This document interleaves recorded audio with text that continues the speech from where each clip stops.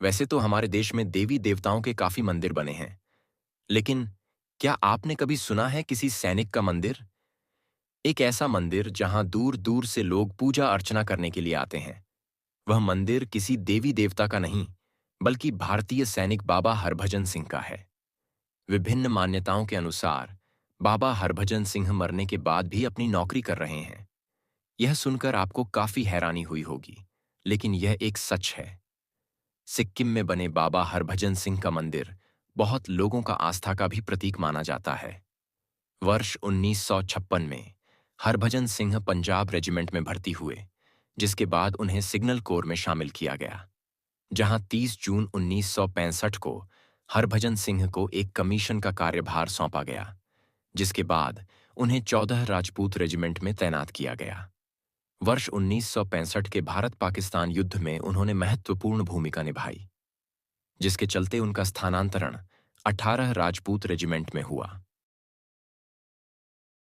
वर्ष 1968 में हरभजन सिंह 23वीं पंजाब रेजिमेंट के साथ पूर्वी सिक्किम में तैनात किया गया। उसी वर्ष 4 अक्टूबर 1968 को वह पूर्वी सिक्किम के नातुल्ला दर्रे से डोंगचुई तक खच्चरों के एक समूह पर रसद लेकर जा रहे थे।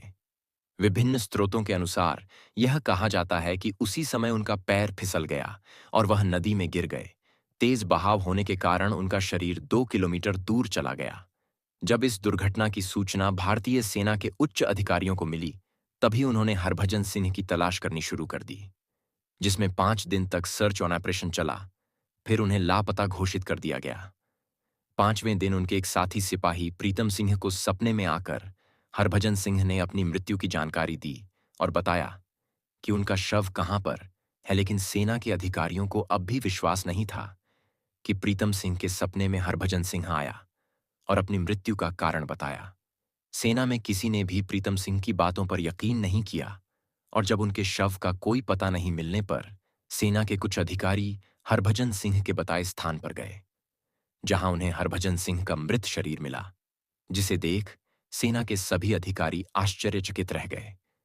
उन्होंने प्रीतम सिंह से माफी मांगी और सम्मानपूर्वक हरभजन सिंह का अंतिम संस्कार किया।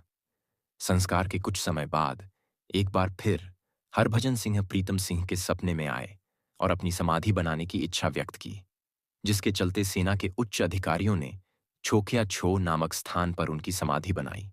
विभिन्न सैनिक अधिकारियों के अनुसार कहा जाता है कि मृत्यु के बाद भी बाबा हरभजन सिंह अपनी ड्यूटी करते हैं और चीन की सभी गतिविधियों पर नजर रखते हैं और समय समय पर सैनिकों को सतर्क करते रहते हैं, जिसके चलते हरभजन सिंह पर लोगों का इतना विश्वास बरहच गया। सेना द्वारा बाकी सभी की तरह हरभजन सिंह को भी वेतन, 2 महीने की छुट्टी इत्यादि सुविधाएं दी जाती थीं, लेकिन अब वह रिटायर हो चुके हैं, जिसके चलते भारतीय सेना द्वारा उन्हें मरणोपरांत कैप्टन की उपाधि से सम्मानित किया। ऐसा कहा जाता है कि अन्य सैनिकों की तरह हरभजन सिंह को भी मरणोपरांत 2 महीने की छुट्टी दी जाती थी, जिसमें उनका सामान एक ट्रेन के माध्यम से उनके घर तक पहुंचाया जाता था, जिसके लिए टिकट भी बुक करवाई जाती है और स्थानीय लोग उनके सामान को लेकर जुलूस के रूप में उन्हें रेलवे स्टेशन तक छोड़ने जाते हैं। बाबा हरभजन सिंह मंदिर में बाबा हरभजन सिंह के जूते और बाकी का सामान रखा गया है, जिसकी भारतीय सेना के जवान चौकीदारी करते हैं और उनके जूतों को प्रतिदिन पॉलिश भी करते हैं। वहां पर तैनात सिपाहियों का कहना है कि रोज उनके जूतों पर कीचड़ लगा हुआ होता है और उनके बिस्तर पर सलवटें पर दिखाई पड़ती हैं। भारतीय सेना के अलावा चीन की सेना का भी मानना है कि उन्होंने रात के समय बाबा हरभजन सिंह को घोड़े पर सवार होकर गश्त लगाते हुए देखा है। सूत्रों के मुताबिक बाबा हरभजन सिंह अशरीर भारतीय सेना की सेवा करते